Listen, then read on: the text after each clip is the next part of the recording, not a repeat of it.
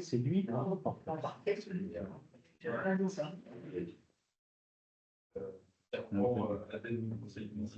Bah, écoutez, on aura le temps, bien. Pas la raquille, quoi.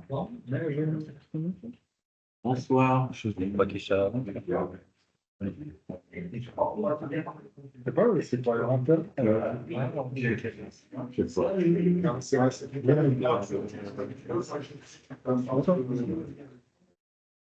Bonjour, René. Tiens,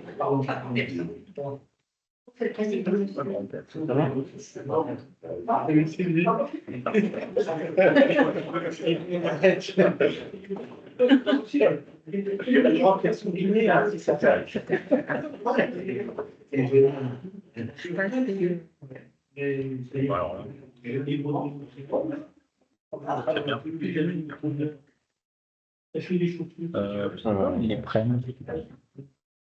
C'est triste. La famille. Il y a un petit peu. Voilà. Pour le cadre de rêve, là. Je suis un temps. Toujours pas? Non, parce que je n'ai pas activé le comme un autre projet encore. C'est aussi parce que mettre les priorités. C'est pas les priorités, t'imagines, on rend deux ou on rend trois, c'est un peu d'attente. C'est des adaptations, hein. Exactement.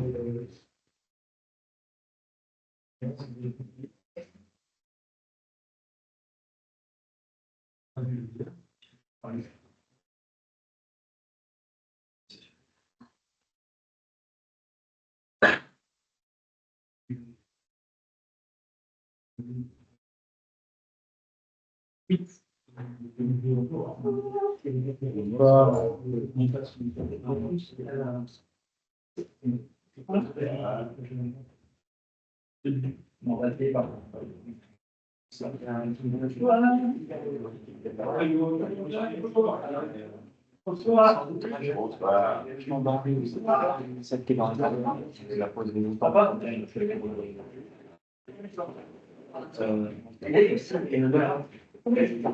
Quand tu me dis,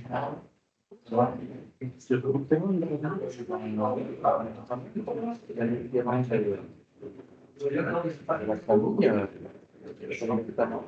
aussi de l'autre côté, parce que là, sans lui voir, pour les terrains au-dessus de ceux qui sont bas, non? La proposition bas, et c'est un jeune qui est phonologue, il veut planter des vignes. Il n'est pas venu vous voir, Non, mais c'est bon.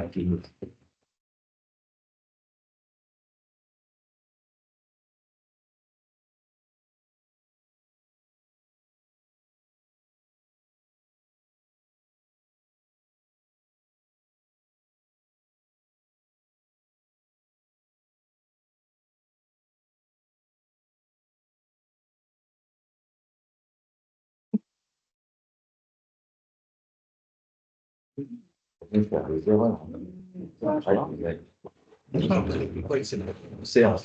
C'est une responsabilité.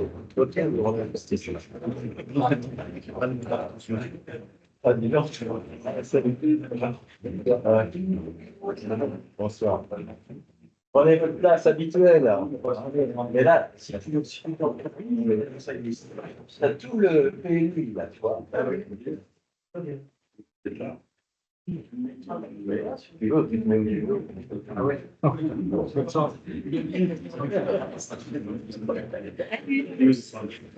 Ah, pas du alors.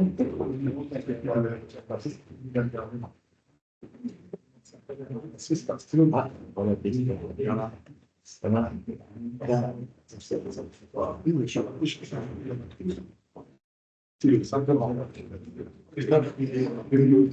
Simplement. Ah, c'est des cheveux, quoi. Justement, comment ça va être lourd, T'as pas le temps d'aller chez toi. là, je fais une Là, tu fais carrément le risque, là, avec les baskets. t'inquiète pas. C'est tout. Dans ta tête. Je sais pas si C'est pas un loisir.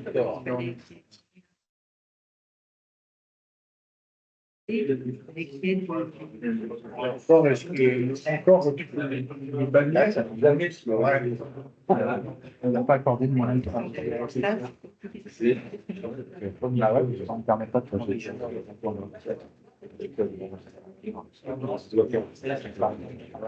Le premier jeu, ça, c'est un truc, la mention de mec en fait. Moi, c'est une espace qui passe, on a des affaires, on fait ça sur un email, ça peut-être pas assez précis, mais à ce moment-là, t'as un avocat, il dit, on accepte parce que chez la table, tellement pas forcément. Je l'ai toujours considéré comme un peu à part. Et je regarde toujours ce que je Ça va, les mecs? je me dis là-bas, il faut voir, tu les as. Je notais. Et c'est des institutions. Il y a pas de chose de nouveau à Vincent. Il donne à qui? Vincent Schmangli. On vient de sortir continuellement.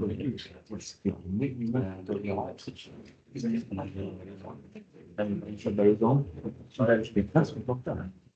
C'est facile.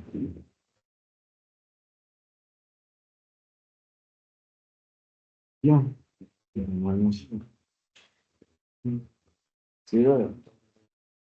C'est là, mon seigneur.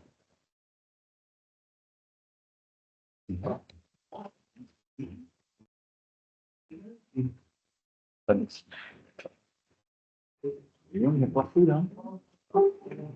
C'est très bien. On attend encore plus. Et c'est qu'on s'est passé nombreux pour tenir la séance. C'est pas loin. Oui, mais finalement, il ne faut pas la moitié. Si, pas la connaître. Sur mon lieu. Je peux donner le pouvoir de ton enfant. Je peux le transférer à moi. Non. Je peux le transférer. Ah, c'est deux. On n'avait pas, non? Non, c'est bon. C'est pas, oui, c'est pas loin, là, le transfert. Hein? C'est pareil. Stéphane, il n'en a pas donné, hein, c'est ça? Mais il a une clé. J'ai pas réussi à la Il a dit qu'il est venu une fois, mais il n'a pas donné. Ouais. Je crois qu'il n'est pas bien. Ah non, Je pense qu'il n'a pas forcément pensé, mais du coup, il n'a pas pensé que je pense. Et Jean-Paul, il m'a donné le pouvoir, sachant qu'il d'arriver en retard, parce qu'il était. Ah, il risque d'arriver en cours de séance, c'est ça? Il risque d'arriver en cours de séance? Oui, non, mais pouvoir tant qu'il n'est pas là, il n'y a pas de souci. Tu lui rends quand il arrive.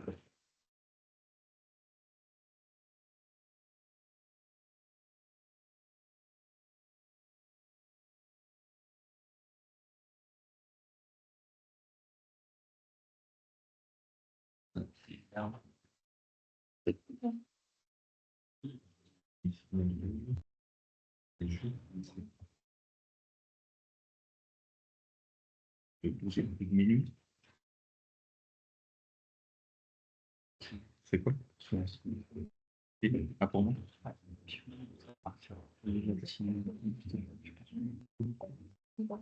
Olivier Stéphanie, c'est la séance de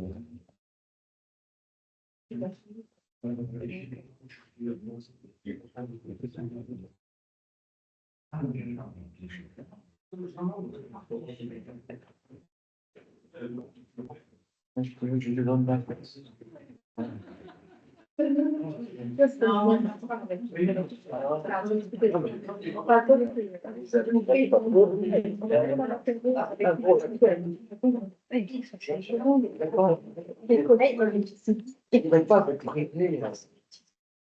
T'inquiète pas.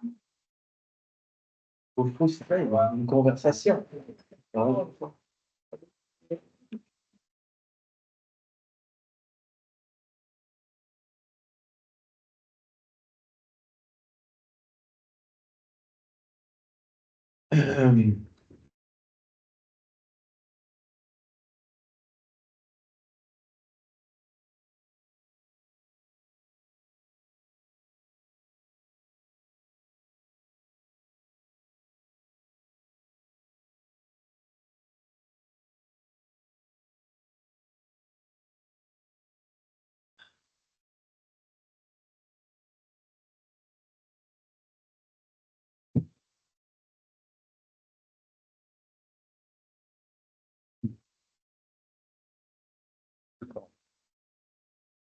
2 minutes.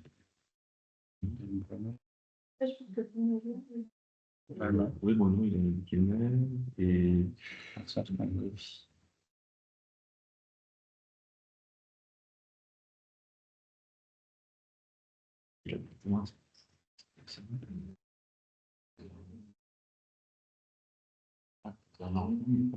Il a donné le couloir À qui? à Olivier. Bernard. Bernard, ouais, il a donné le pouvoir.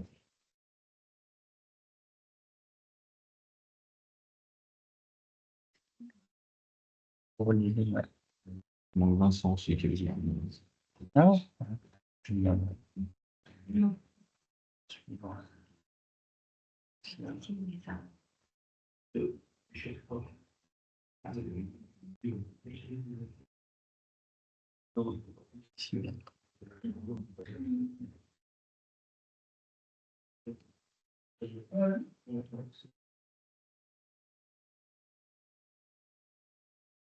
Et c'est bon, Richard.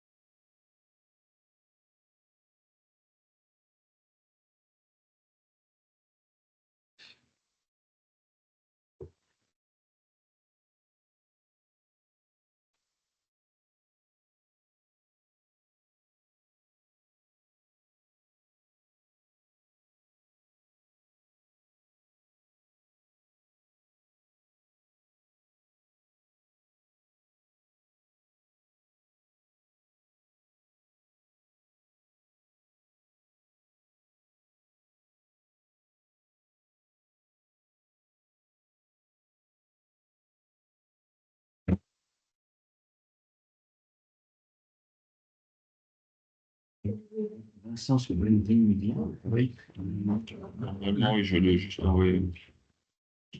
Ce qu'il a donné il a un pouvoir un peu, c'est bon. Vincent, non, je crois pas. Si, il a celui de. Ah, ça.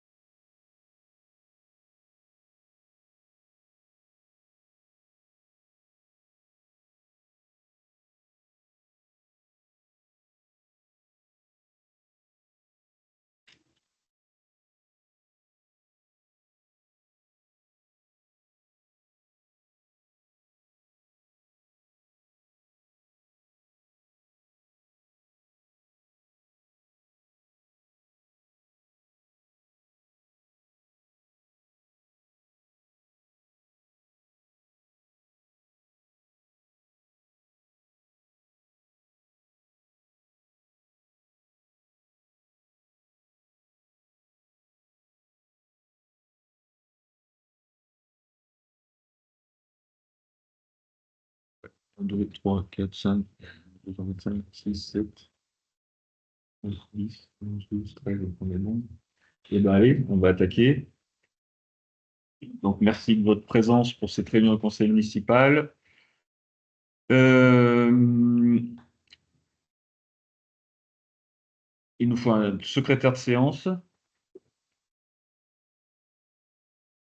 Olivier, on va prendre Olivier, on va faire une fois sur deux.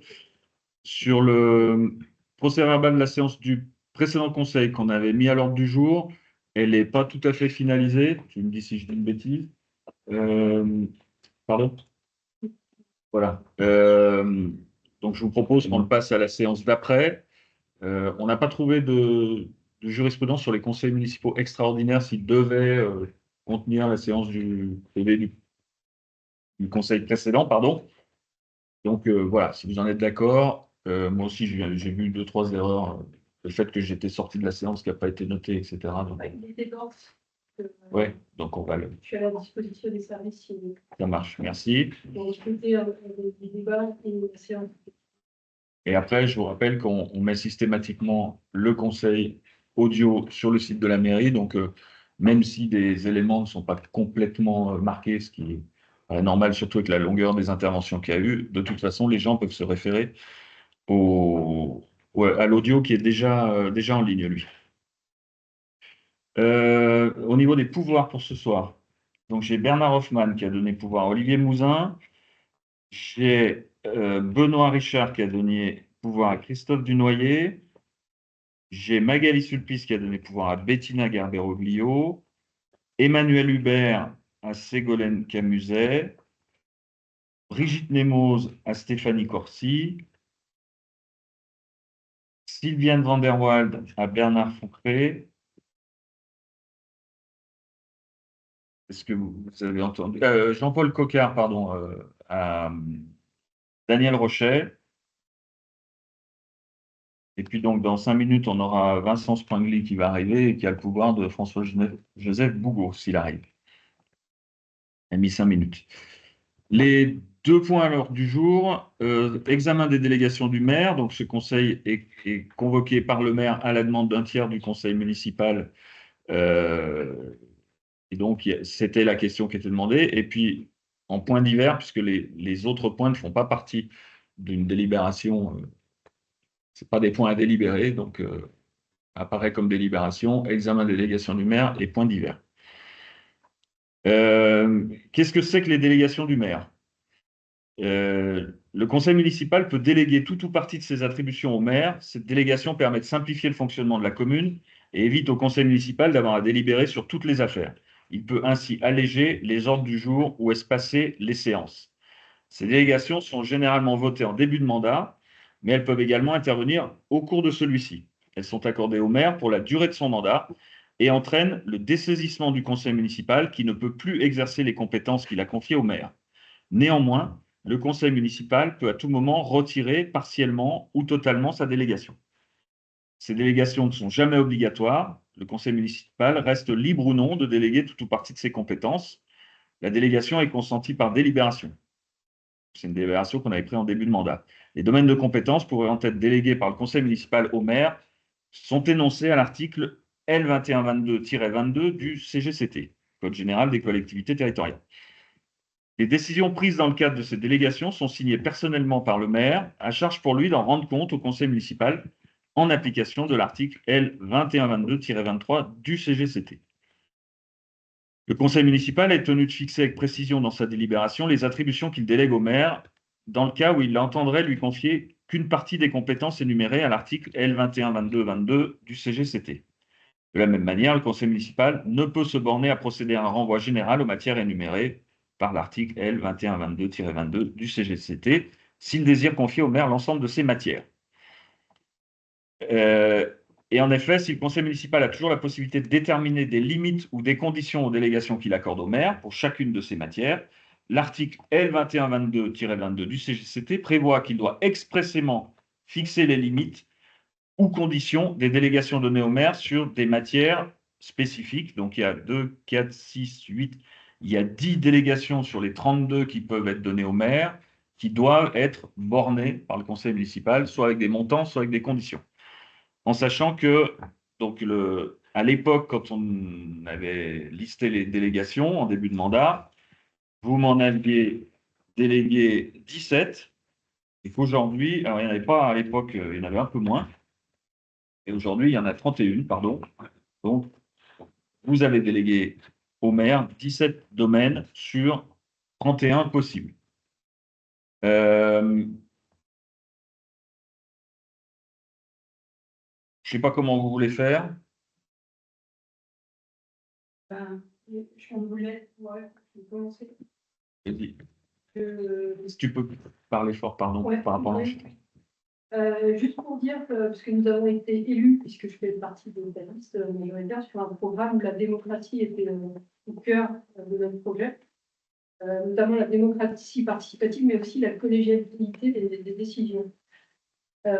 L'idée était de faire émerger des projets là où ils sont nécessaires, de les soumettre aux utilisateurs concernés, de travailler, de débattre avec les parties prenantes engagées, c'est-à-dire avec les habitants, et surtout un peu les délégés du conseil municipal. Malheureusement, ce projet n'a pas fait long feu. Et très souvent, en tant qu'élu, on apprend les projets dans la presse ou par email municipal. Moi, ça m'est arrivé sur notamment les projets du Front de Lac. En 2023, j'ai pas assisté à beaucoup de conseils municipaux, mais j'ai toujours donné un pouvoir. Et j'ai appris dans la newsletter municipale qu'il y avait un projet de Front de Lac, alors que c'était un projet qui était travaillé en conseil, mais il n'y a pas eu de restitution écrite de ce projet, donc je l'ai découvert. Ça, c'est un exemple qui est un peu surprenant.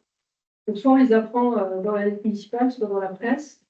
Nous ne sommes pas toujours associés au débat ou aux travaux. Et lorsque c'est le cas, c'est soit à demi-mot, dans des instances privées, sans compte rendu, ou sinon les comptes rendus mentionnent des listes de projets, mais pas forcément ne rendent compte, même de manière synthétique, des suivis. Et ça, c'est pour les comprendre et pour suivre la vie de la commune, même quand on est absent pendant que le conseil municipal. Je trouve que c'est un manque de respect quand on partage de l'information au sein de notre instance, qui manque de méthode, sans anticipation. Sans vision et toujours des échéances importantes. La dernière séance, nous avons demandé de revalider la convention d'officialité qui était tombée au 31 décembre 2024. Finalement, on considère que c'est une commune qui est mise en danger sur le plan juridique et financier, notamment le fonctionnement de la station de ski de Montmoin cet hiver. Elle a fonctionné sans ISP. Donc, ça peut aller aussi jusqu'à la mise en danger des utilisateurs et des bénévoles. C'est pourquoi aujourd'hui, moi, qui fait partie de l'équipe majoritaire et les élus supplémentaires, on s'interroge sur les capacités à remplir des fonctions avec autant de responsabilités et de délégation, et c'est pour ça que nous voulons en discuter aujourd'hui. Alors, je vais te suivre. Donc, j'avoue que je me suis plongée avec une certaine nostalgie dans les documents de campagne de 2020 et puis dans les documents qu'on avait construits quand on était en période Covid et qu'on attendait d'être nommé aux affaires. Et donc, j'ai retrouvé des choses intéressantes, des réunions avec l'ancien DGS qui disait que justement, on devait se faire un souci d'avoir des PV de conseils municipaux très détaillés pour que les habitants puissent comprendre quels étaient les arguments et qu'on fasse revivre la démocratie. On était très soucieux à l'époque de faire baisser l'abstention, de faire reculer le vote en faveur des extrêmes. Et notre slogan, c'était agissons ensemble. Et puis, petit à petit, moi, j'ai l'impression que c'est devenu j'agis tout seul et je convoque le conseil municipal pour valider des décisions et qu'on attendait, nous, à chaque fois une validation, mais plus une discussion. Donc, par exemple, l'annonce du référendum, ça aurait été, je l'avais dit, vraiment intéressant qu'on discute et qu'on voit tous les aspects de ce projet en conseil privé. Le jour où tu as décidé tout seul de suspendre la retransmission des conseils en vidéo, il a fallu qu'on regarde dans le règlement intérieur, qu'on voit que dans toute réunion publique, de toute façon, un conseil municipal pouvait être filmé. Il est passé pour des pinailleurs. Alors, c'était vraiment notre projet initial de donner plus de transparence et de faire en sorte que les citoyens aient accès à la totalité, en tout cas à la totalité intéressante, pas aux hésitations ni aux remarques futiles de nos échanges. Après, tout le monde le sait, mais pour moi, il y a eu une énorme ligne rouge qui a été franchie quand tu as accepté le don conditionnel, conditionné à la restauration de la version 2 de l'Église. parce que en fait, accepter un don conditionnel, bah, c'est illégal. Les dons peuvent être acceptés s'ils ne sont pas grévés de charges ni de conditions. Alors bien sûr, hein, chacun met le curseur en matière d'éthique où il veut. Et donc voilà, je parle en mon nom et en celui de Brigitte Lemos, dont j'ai le pouvoir. Mais moi, ça m'a choquée et tu le sais. Autre chose qui m'a vraiment déstabilisée, c'est oui, d'apprendre par voie indirecte, par la population, ensuite par la presse, cette histoire dont on va débattre ce soir, à savoir des conventions de parking, dont je ne vais pas rentrer dans le détail, mais il faut savoir que vous savez tous que la loi en France est votée 2 fois et donc que le législateur a bien prévu que des élus, toutes les collectivités territoriales ou à l'échelon national, puissent agir parfois en fonction de leurs intérêts privés et qu'il puisse y avoir des cas de collusion entre l'intérêt privé et l'intérêt municipal. Et donc, par exemple, dans le code pénal, il y a un article qui s'appelle l'article 40 qui enjoint aux élus d'alerter la justice quand ils ont connaissance d'une illégalité. Et donc, je remercie les services de la préfecture, en fait, de cette saisie de cet article 40 parce qu'à ma grande déception, et je me sens trahie par rapport à la ligne qu'on avait suivie jusqu'en 2020, eh ben, on va vous montrer que ça semble tout à fait, enfin, c'est tout à fait justifié. La loi a prévu que quand un élu se trouve en conflit d'intérêts, il puisse se déporter. Et donc, il n'assiste pas aux points qui sont soulevés, il ne prend pas parti, et surtout, il ne fait pas l'acquisition de choses ou de louages de choses qui vont servir directement ses intérêts privés. Et voilà, ce qui m'a vraiment déçue, et je te le dis comme ça en toute franchise, c'est que tu ne te sois jamais déporté, en fait, et que tu nous aies jamais averti des achats de terrain auxquels tu procédais au col qui vont te servir directement. Alors que ce soit bien clair, je n'attaque pas ta personne, je n'ai jamais été dans l'attaque personnelle vis-à-vis de toi, non, je n'attaque pas ta personne, j'attaque des faits que je te reproche, une ligne de gouvernance qu'on avait décidé collectivement qu'elle serait collégiale, qu'on débattrait, qu'on argumenterait, qu'on travaillerait ensemble. Et donc, ce que je te reproche, en fait, c'est cette dérive, et ce sont des actes. Mais en aucun cas, je ne mets en cause ta personne. Alors, pour expliquer, donc, pour être dans la continuité de ce que disaient Stéphanie et Ségolène, donc nous aussi, on va attaquer des faits, et c'est au maire qu'on va s'adresser. Donc, je vais débuter et chacun à un tour, on prendra par la discussion. Alors, monsieur le maire, au début de ce mandat, le conseil municipal vous a accordé quasi à l'unanimité une lettre de confiance matérialisée par le choix de plusieurs délégations, comme vous l'avez dit tout à l'heure. 5 ans plus tard, le contexte a radicalement évolué et les élus du conseil, soit inquiets, ont aujourd'hui perdu cette confiance initiale. Nous souhaitons donc aujourd'hui exprimer de manière factuelle et constructive les raisons de cette évolution et les préoccupations qui nous amènent à demander un retrait partiel de certaines de ces délégations. Du coup, moi, je vais attaquer sur. Ah, c'est d'accord. C'était fini, c'est la deuxième. D'accord, pardon. Elle expliquait le contexte. Ok. Et moi, je vais repartir sur le manque de concertation qui est pour moi la base de toute la problématique. En début de mandat, alors je n'étais pas dans ton équipe, mais tu nous as vendu un nombre de GT historique qui allait travailler, on allait voir plein de choses. Je vais citer 3 exemples. Moi, pour moi, les GT, ils sont en mort cérébrale. Le GT communication, je pense que ça fait 2 ou 3 ans qu'il ne s'est jamais réuni, qu'il ne s'est plus réuni. Pourtant, on fait de la communication, on envoie des newsletters, on fait un magazine, mais les élus le découpent dans leur boîte aux lettres ou dans la boîte mail comme tous les autres, sans aucune concertation. Il y a un GT travaux, on a beaucoup de travaux à faire.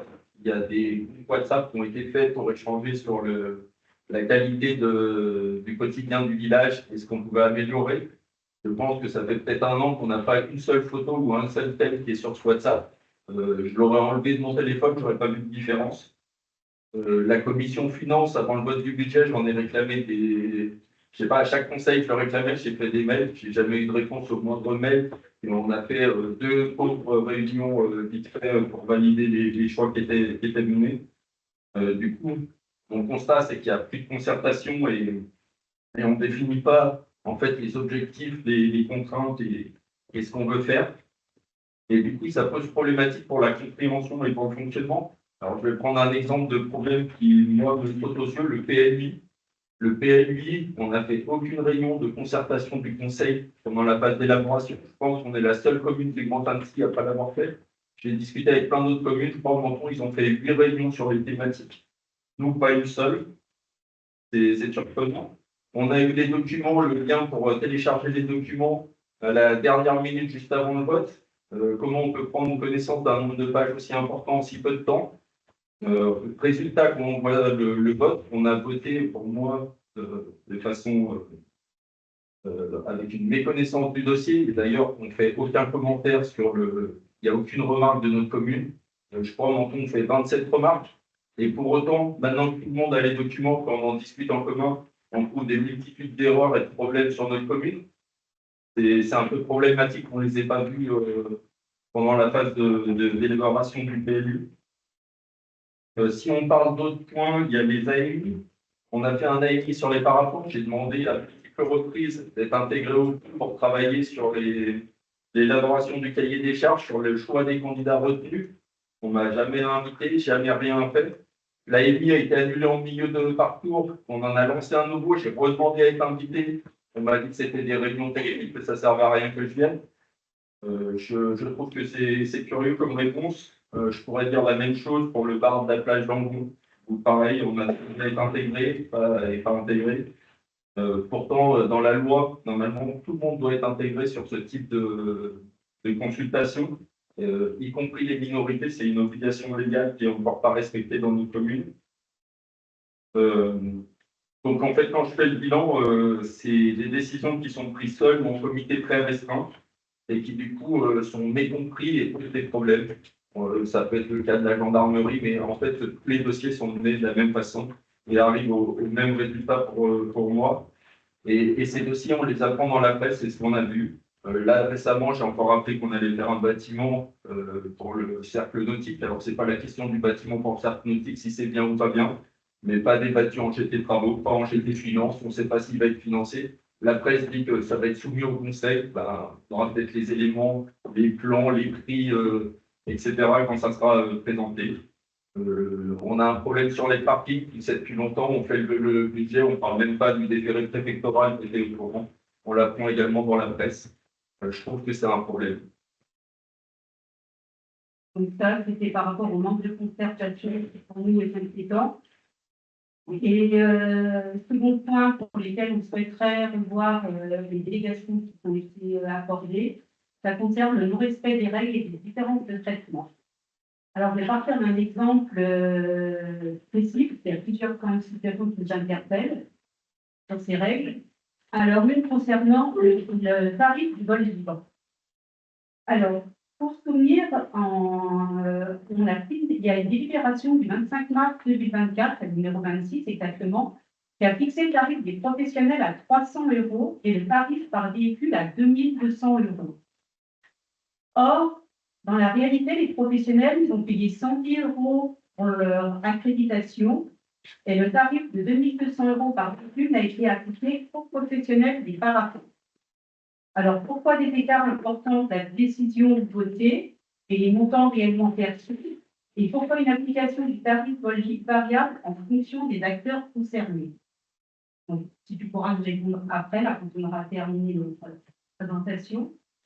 Ensuite, on a des questions par rapport à la société Alpes Logistique Transport.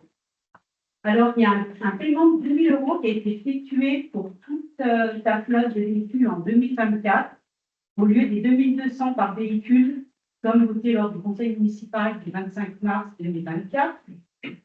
On a également trouvé un paiement de 2 000 € correspondant à une régularisation pour l'année 2021, effectuée seulement en 2024. Donc la ligne, elle est de 4 000 €. Mais elle se distingue par ces deux montants, les 2 000 € que j'ai utilisés, les 2 000 € de régularisation. Juste pour comparer, les professionnels de parapente, quand ils payent pas une année, l'année d'après, ils n'ont plus accès aussi. Alors, quand on a cherché, on n'a trouvé aucun appel à manifestation d'intérêt lancé pour ta société. Donc ça aussi, ça nous interpelle. Donc, comme je disais, tous les éléments soulèvent des questions. Pourquoi un paiement de 2021 vulgarisé seulement en 2024? Pourquoi un tarif préférentiel pour ta société? Pourquoi un seul paiement pour l'ensemble de ta flotte?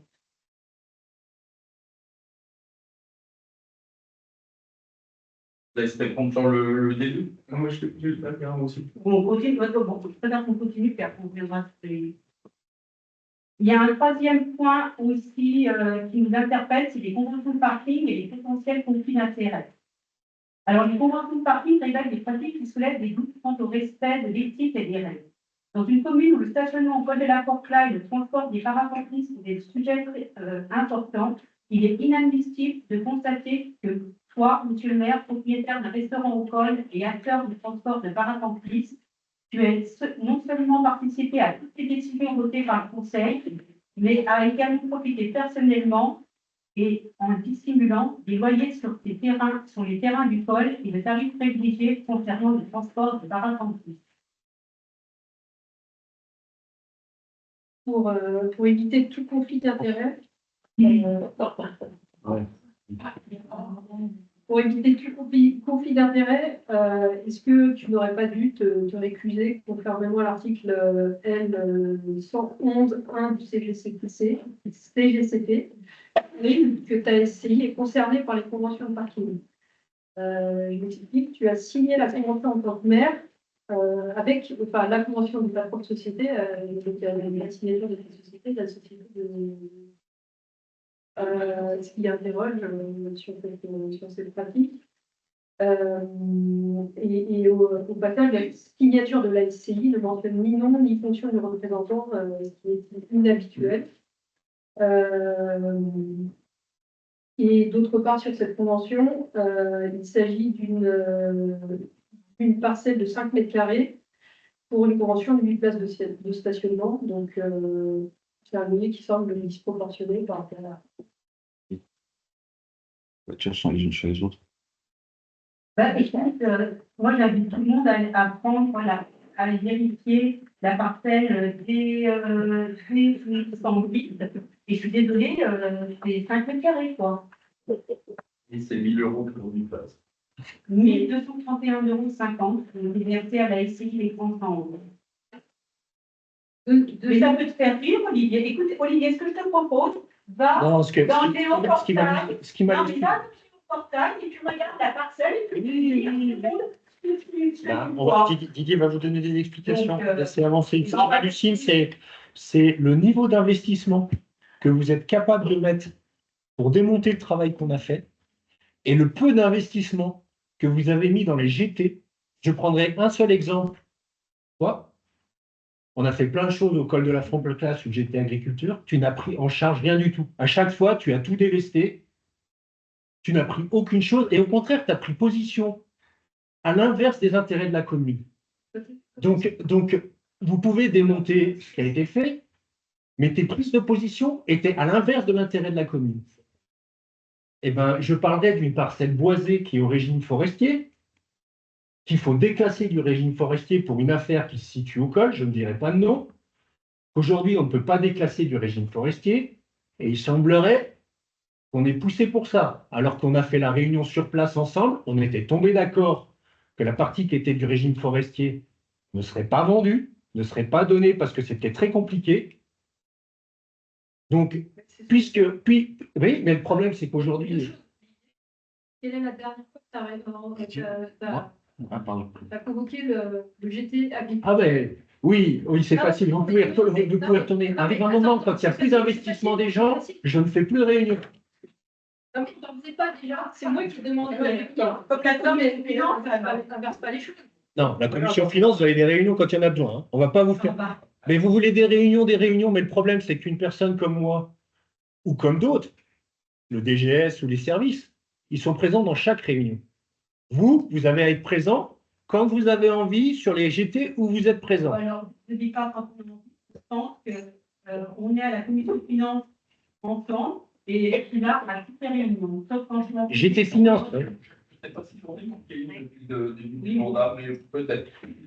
Enfin, moi, ce que je te propose, c'est qu'on termine sur notre présentation, puis après, on reviendra. Le problème, c'est que je dirais juste une chose, Le problème, c'est que si on veut mémoriser toutes les choses que vous dites, Ah, non, Et réagir. ok. Sur les potentiels conflits d'intérêts, les conventions des parkings, les contrôles, enfin, sur les conventions dont liées la commune avec les parkings privés, dont on a parlé plusieurs fois, le contrôle de la légalité n'a pas été informé de cette convention et le conseil municipal non plus, alors que ces informations sont obligatoires. Et dernier point sur les parcelles, on en a parlé. Tu nous as dit, le dernier conseil, que tu avais acheté des parcelles pour faire des parkings pour ton restaurant, sans en parler au conseil municipal, alors que l'utilisation des parkings est d'intérêt général au col, vu la situation qui se passe. Et il y a deux choses. Soit tu aurais, enfin, toi, en toute transparence, tu aurais pu informer le conseil municipal compte tenu de ta position au col. Et deux, proposer, il me semble, à la commune d'acheter ces parcelles. D'ailleurs, si on compare à Perrois pour le même type de choses, il nous a proposé d'acheter des terrains qui valaient beaucoup plus cher en vantant la rentabilité du projet. Et on n'a pas du tout la même application à Montmain où tu as acheté les terrains dans le but de les vendre, de les louer après à la commune avec une rentabilité qui est exceptionnelle. C'est bon? Je peux dire quelque chose? Ouais, moi aussi, je souhaite dire quelque chose. On va mettre conclu. Alors, Ah, ça continue. après, tu restes.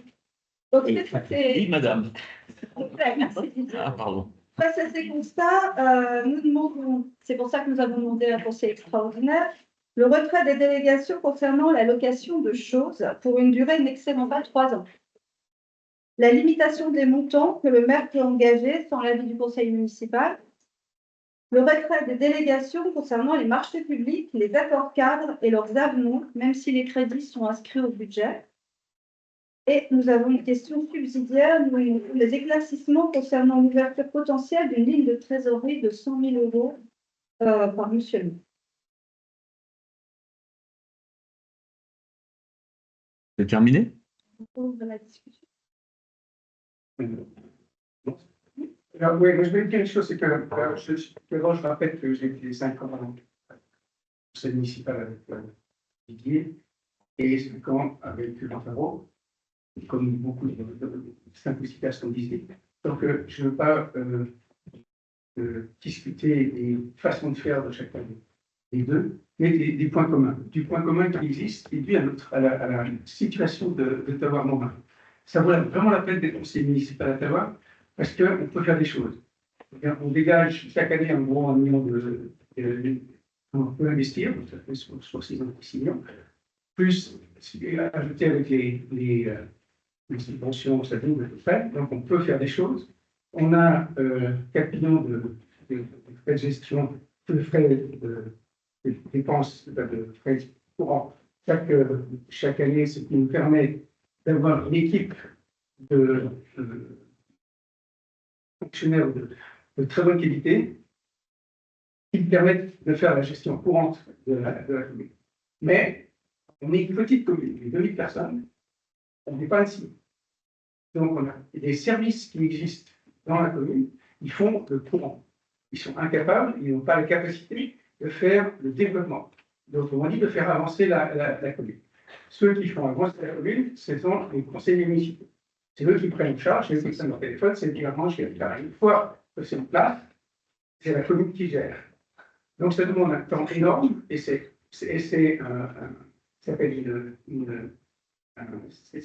consomme un temps énorme pour les conseillers municipaux qui s'engagent à faire quelque chose. Il reste pas beaucoup de temps après. Là, un exemple. Si je prends justement les parkings qui sont discutés, parkings et des parkings payants. Si Didier, c'est un projet que Didier a amené, quand il est au Grand Annecy, il a une équipe, je ne sais pas, de combien, 12, 15 personnes qui vont proposer, rechercher, etc., pour développer le système. Et après, le mettre en place, on peut voter, etc. Ici, il n'y a personne. Ce qu'il fait, c'est lui qui va aller visiter les gens, discuter avec les gens, les convaincre, etc., trouver un système de démarche, etc. Et une fois que ça marche, ça va être géré par les gens. Et ça, c'est vrai les OP de la commune. Ça, c'est vrai de l'ETINA pour tout ce qui est école, c'est vrai de toi pour l'organisme, etc. Donc, c'est des gens qui passent un temps fou.